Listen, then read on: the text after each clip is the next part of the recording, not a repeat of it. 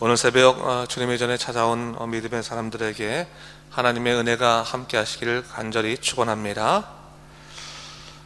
데살로니가 전서 마지막 제 시간입니다. 오늘 본문은 어제 본문에 이어서 주님의 재림을 기다리는 성도의 삶에 관한 실제적인 교훈을 다루고 있습니다.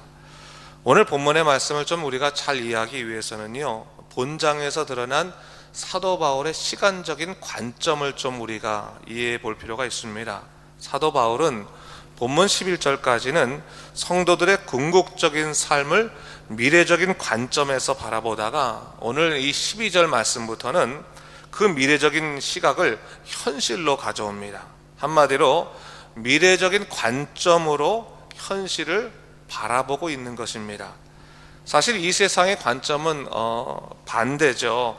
과거의 교훈을 통해서 현재를 바라보거나 현재를 변화시키려고 하는 이것이 세상적인 어떠한 시각 아니겠습니까? 이것을 우리는 역사적인 관점이다라고 부릅니다. 과거의 일이 현재를 결정짓는다는 이 결정론적인 사고입니다. 그래서 사람들이 미래를 좋게 맞이하기 위해서 어떻게 합니까? 현재의 삶에 있어서 최선의 노력을 다합니다. 참 좋은 삶이라고 말할 수 있겠지만, 하지만 미래를 완전히 보장할 수 없다고 하는 차원에서 삶에 대한 불안감과 두려움을 완전하게 해소할 수는 없는 것입니다. 그런 의미에서 기독교의 시간적인 관점은 좀 다릅니다. 오늘 본문에서 사도 바울이 보여주고 있듯이 기독교의 관점은 뭡니까? 미래적인 관점에서부터, 미래적인 시각에서 현실을 바라보는 겁니다. 이것을 신학적으로는 섭리적인 관점이다 라고 말을 합니다.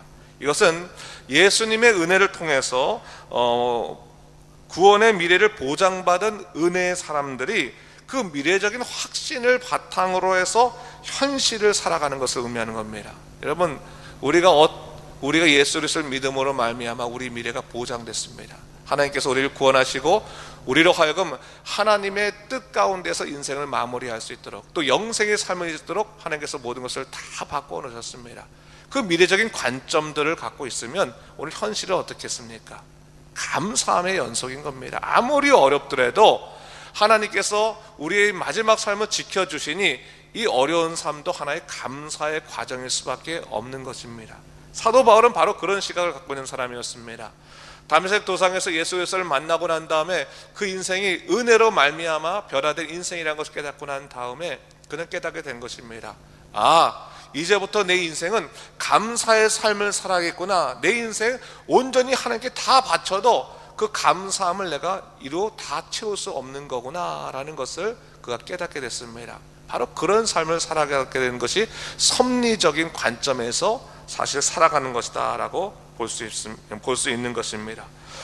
전통적으로 기독교에서요, 참으로 중요하게 여겨지는 슬로건 중에 하나가 지금 이곳에 라고 하는 슬로건이 있습니다. 이것은 사실 두 가지 의미가 있습니다. 하나님께서 지금 이곳에 임자하시사 주의 놀라신 능력을 행하여 주시옵소서라고 하는 우리 인생의 영적인 바람이 있는 것이지만, 동시에 어떤 것이 있냐면 하나님의 놀라우신 뜻은 바로 지금 이곳에 이루어집니다. 구원받은 성도들에게 있어서의 하나님의 역사는 지금 이곳에 이루어집니다 라고 하는 미래적인 약속을 바탕으로 하는 하나님의 현실적인 응답과 축복이라고 하는 차원에서 지금 이곳에 라고 하는 의미가 있는 것입니다. 여러분, 하나님께서 여러분과 함께 하십니다. 그렇기 때문에 모든 삶 가운데서 지금 이곳에 여러분을 지켜주십니다. 바로 그 미래적인 확신이 있을 때 오늘 우리는 현실의 삶을 능히 담대하게 살아갈 수 있는 용기를 얻게 되는 것입니다. 여러분, 예수님 믿는 사람들은요, 너무 미래에 대해서 고민하면 안 됩니다. 미래에 대해서 불안해하면 안 됩니다. 왜요? 미래에 대해서 불안해하고 있는 삶 자체가 아직까지 우리의 미래가 세상에 달려있다고 생각하기 때문에 그렇습니다. 여러분, 우리의 미래는 세상에 달려있지 않습니다. 우리의 미래는 전능하신 하나님의 약속에 근거한 미래입니다. 예수를 믿음으로 말미암아 십자가의 은혜로 구원받은 그 미래가 하나님께서 가장 축복된 인생이라고 말씀해 주셨다면, 오늘의 모든 삶은 그 축복된 삶을 가기 위한 하나의 과정일 뿐입니다. 그렇다면 우리가 고민할 것은 미래가 아닙니다. 우리가 오히려 고민할 것은 오늘 내가 하나님의 은혜를 받은 사람으로 어떻게 마땅한 삶을 살 것인가, 은혜에 합당한 삶을 살 것인가를 생각하는 것이 더 중요한 삶이라고 하는 것이죠. 그래서 사도 바울은 바로 그런 차원에서 현실을 바라보는 겁니다.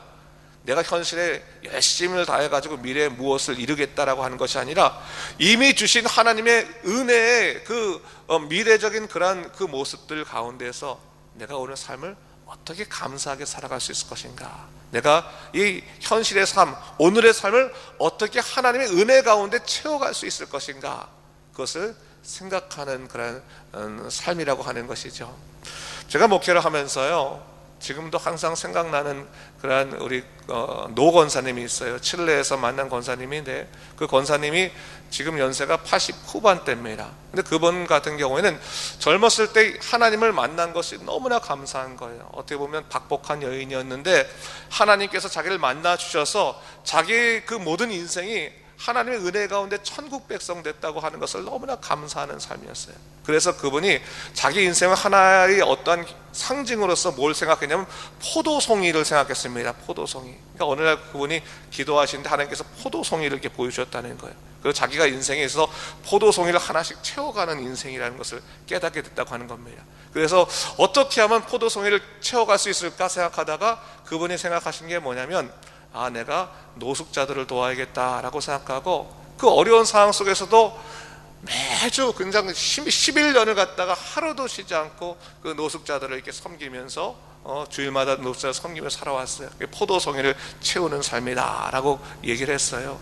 저는 그분의 그 얘기 속에서 어떠한 감동이 있었냐면, 하나님의 은혜 감사하다 보니까 내가 오늘 하루를 어떻게 하나님의 은혜 가운데 마무리 질 것인가를 생각하는 그 아름다운 삶은 그분의 자기 삶에 가난이 있을지라도, 또 자기 삶에 질병이 있을지라도, 어려운 일이 있을지라도 그 삶에 있어서의 그 어려움들이 그분의 마음속에 그 축복된 것을 빼앗지 못한다고 하는 것을 생각하게 되면서, 이것이야말로 정말로 귀한 삶이다라고 하는 것을 깨달은 적이 있습니다.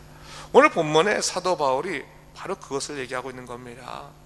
하나님의 은혜를 마땅히 입은 사람이라면 오늘 이 삶 가운데서 하나님께서 기뻐하시는 삶으로 채워가야 할 것이 아니냐, 오늘 하루를 하나님의 뜻을 이루어가는 정말 합당한 삶을 살아야 할 것이 아니냐, 그 삶이 마땅한 것이다 라고 하는 것을 얘기하고 있는 것입니다.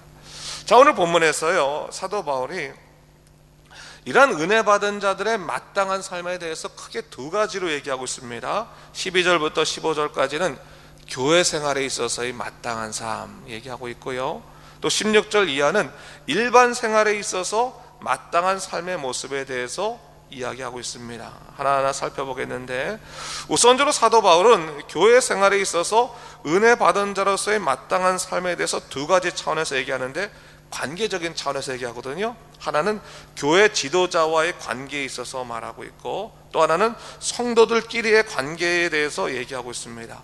12절 13절 말씀이 교회 지도자와의 관계를 이야기한 것인데, 제가 한번 읽어보겠습니다. 보세요 여러분. 형제들아, 우리가 너희에게 구하노니 너희 가운데에서 수고하고 주 안에서 너희를 다스리며 권하는 자들을 너희가 알고 그들의 역사로 말미암아 사랑 안에서 가장 귀히 여기며 너희끼리 화목하라 얘기하고 있습니다.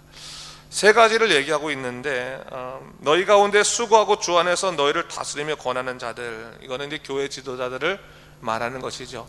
교회 지도자를 향한 어떤 마음을 갖고 있었느냐, 첫 번째는 너희가 알고 라고 말하고 있습니다. 여기서 알다라고 하는 것은 헬라어로 에이데나이라고 하는 말을 사용하고 있는데, 1차적인 의미에서는 알다라고 하는 의미지만 본질적인 의미는 뭐냐면 사실은 존경하다라고 하는 의미를 갖고 있습니다. 이 교회 지도자를 향해서 우선적으로 존경하는 마음을 갖고, 두 번째로는 뭐예요? 사랑 안에서 그들을 귀히 여길 수 있어야 되는 것이고, 또 세 번째로는 그들과 더불어 화목한 삶을 이끌어 가야 한다. 그래야지만 그것이 은혜에 마땅한 삶이다라고 하는 것을 얘기하고 있습니다. 그리고 14절부터 15절까지는 성도들 간의 관계를 얘기하고 있는데, 이것도 제가 한번 읽어볼까요? 14절 15절 말씀을 읽어보겠습니다. 또 형제들아, 너희를 권면하노니 게으른 자들을 권계하며 마음이 약한 자들을 격려하고 힘이 없는 자들을 붙들어주며 모든 사람에게 오래 참으라. 3가 누가 누구에게든지 악으로 악을 갚지 말게 하고 서로 대하든지 모든 사람을 대하든지 항상 선을 따르라 얘기하고 있습니다. 그리스도인들은 책임 있는, 서로에게 책임 있는 삶을 살아가야 되는데 우선적으로 게으른 자들에 대해서는 어떻게 되느냐? 그들이 자기 임무를 소홀히 하지 않도록 충고하는 역할을 해야 된다. 게으른 사람들에겐 충고를 하고, 그리고 삶으로 인해서 낙심한 자들, 마음이 약한 자들이거든요. 낙심한 자들은 어떻게 되냐? 그들을 격려해야 된다.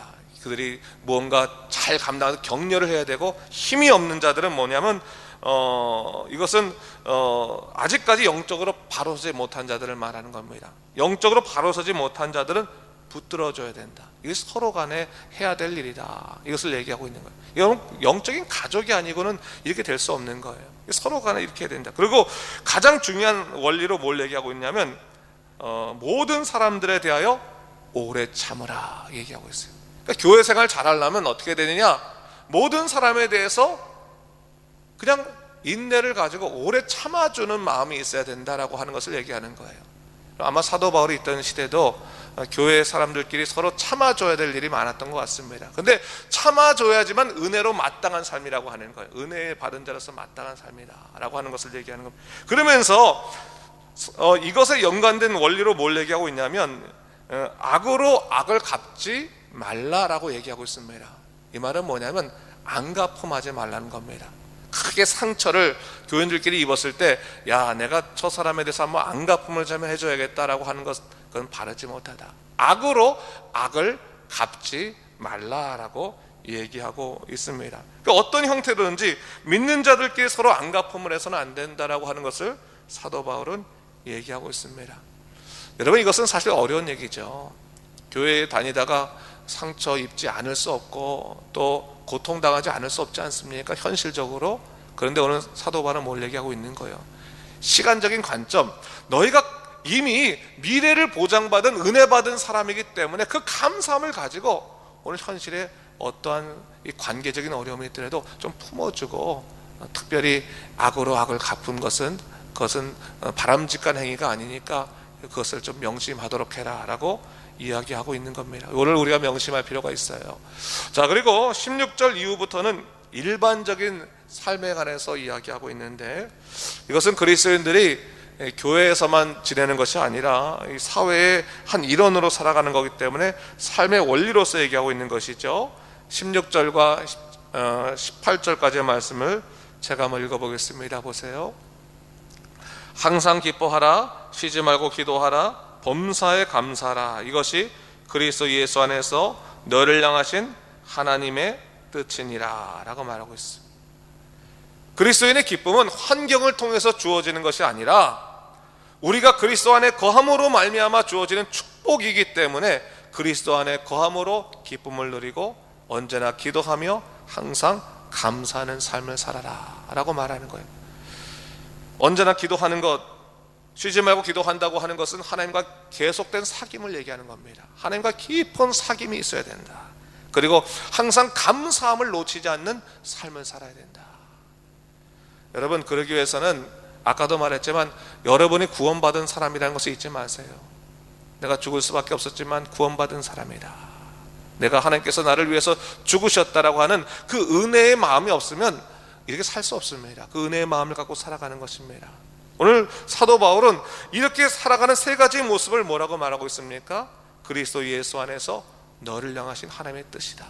그것이 하나님의 뜻으로 너희가 인생을 살아가는 방법이다.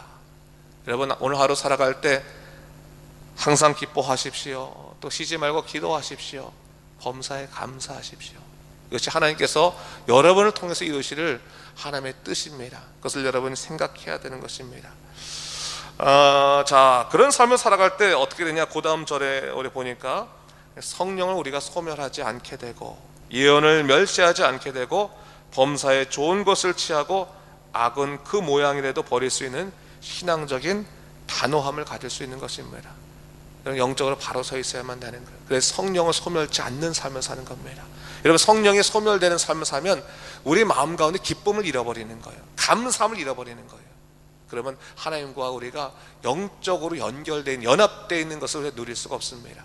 근데 역으로 우리가 성령께서 우리 마음 가운데 계심으로 말미암아 항상 기뻐할 수 있고, 쉬지 말고 기도할 수 있고, 범사에 감사할 수 있는 힘을 얻게 되는 것입니다. 그 영적 원리를 놓치지 말라고 하는 것입니다. 자, 이제 사도 바울은 뭘 얘기하고 있는 겁니까? 데살로니가 교인들에게 너희가 하나님의 은혜를 입은 사람이라면 그 은혜를 오늘 하루도 누리고 살아가야 된다. 매매 순간순간마다 교회 안에서도 또한 너희 일반적인 삶에서도 누려야 된다라고 얘기하고 있는 겁니다. 그러고 나서 그가 23절과 24절에 그가 데살로니가 교회를 위해서 기도하는 장면이 나오죠. 자, 이것은 우리 한번 같이 한번 읽어볼까요? 함께 더불어 읽겠습니다. 시작. 평강의 하나님이 친히 너희를 온전히 거룩하게 하시고 또 너희의 온 영과 혼과 몸이 우리 주 예수 그리스도께서 강림하실 때 흠없게 보존되기를 원하노라. 너희를 부르시는 이는 미쁘시니 그가 또한 이루시리라. 아멘. 여러분, 사도 바울의 기도를 잘 기억하시고 이렇게 여러분 기도하십시오. 여러분 자신을 위해 기도하시고 또 여러분들의 이웃을 위해서, 여러분들의 또 가족들을 위해서 기도하십시오. 평강의 하나님께서 여러분들을 온전히 거룩하게 하시고 여러분의 온 영과 혼과 몸이 그리스도께서 강림하실 때까지 흠없게 보존하게 하실 것입니다. 그것을 우리가 믿을 수 있어야 되는 것입니다. 하나님, 주님께서 재림하실 그날까지 우리의 영을 지켜주시고 우리의 혼을 지켜주시고 우리의 몸을 지켜주시사 주님의 뜻대로 구별되어 살아가는 믿음의 백성 되게 하여 주시옵소서. 세상에 흩어지지 아니하고 하나님의 뜻대로 사는 사람 되게 하여 주시옵소서. 기도할 때 오늘 분명히 성경은 뭐라고 말하고 있습니까? 너희를 부르시는 이는 미쁘시니. 미쁘시니가 뭡니까? 믿음직한 분이시니, 믿을 만한 분이시니 그가 또한 이루어 주실 것이다.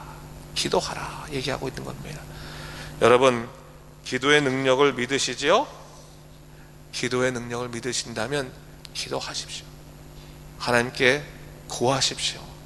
하나님께 바라시죠. 무엇보다도 세상 것 바라기 이전에 여러분들이 그 영이, 여러분들의 삶이 하나님의 뜻 가운데 온전해지기를 기도하십시오. 그렇다면 하나님께서 여러분들에게 오늘의 삶 가운데서도 감사함을 잃어버리지 않은 하나님의 뜻을 이루는 귀한 삶을 만들어 주실 것입니다. 이 믿음으로 살아간 여러분 되시기를 주님의 이름으로 축원합니다. 기도하겠습니다. 주 하나님 아버지, 감사합니다. 오늘 우리가 말씀 속에서 우리를 향하신 하나님의 뜻이 무엇인지를 다시 한번 생각해 보게 되었습니다. 주 하나님 아버지, 인생을 살아가면서 우리가 정말로 하나님만 바라보지 못하고 이 세상 바라볼 때가 참 많이 있는데 주님, 우리를 붙잡아 주시옵소서. 오직 하나님의 뜻대로 살게 하여 주시고 오직 하나님의 능력을 붙잡아 살아갈 수 있는 믿음의 사람 되게 하여 주시옵소서. 그래서 세상에 지지하지 않고 오직 성령으로 말미암아 살아갈 수 있는 믿음의 사람이 될 수 있도록 인도하여 주시옵소서. 오늘도 하루를 지켜주시고 오늘도 기도할 때 그들의 가족을 지켜주시고 그들의 모든 인생의 기도 제목 가운데 하나님의 뜻이 나타날 수 있도록 인도하여 주시옵소서.